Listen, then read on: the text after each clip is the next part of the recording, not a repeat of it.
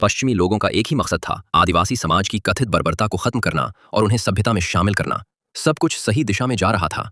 लेकिन तभी दो आदिवासी बच्चे जंगल से लौटे और आते ही कपड़े उतारकर अपनी आदिम प्रवृत्ति में लौट गए। यह देखकर चार्ल्स डार्विन हंस पड़ा, लेकिन उसके चेहरे पर छिपा हुआ दर्द साफ झलक रहा था, क्योंकि उसका वर्षों का प्रयोग असफल हो चुका था। डार्विन हमेशा से इंसान की उत्पत्ति को लेकर जुनूनी था।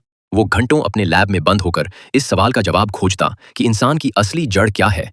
कई जानवरों पर प्रयोग करने के बाद उसने यह अंदाजा लगाया कि शायद इंसान भगवान की रचना नहीं, बल्कि बंदरों से लाखों सालों की विकास यात्रा से बने हैं। इसी सिद्धांत को साबित करने के लिए उसने कुछ आदिवासियों को चुना, ताकि अपने प्रयोगों की सच्चाई जांच सके।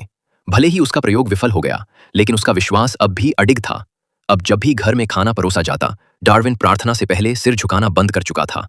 उसे अब ईश्वर के अस्तित्व पर यकीन नहीं रहा। उसकी पत्नी को यह बात चुभने लगी, लेकिन डार्विन ने अपने रास्ते नहीं बदले।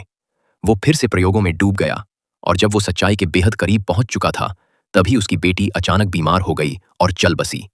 यह घटना डार्विन को अंदर तक तोड़ गई। उसे लगने लगा शायद उसकी अवहेलना के कारण भगवान ने उसे सजा दी है। इसके बाद वो पूरी तरह टूट गया।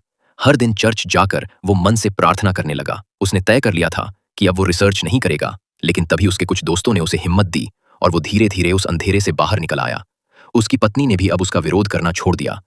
और फिर साल 1859 में डार्विन ने अपनी महान कृति ओरिजिन ऑफ स्पीशीज प्रकाशित की। इस किताब ने प्रजातियां कभी नहीं बदलती जैसी पुरानी मान्यताओं को चकनाचूर कर दिया, धार्मिक धारणाओं को चुनौती दी और विज्ञान तथा समाज दोनों की सोच को हिलाकर रख दिया।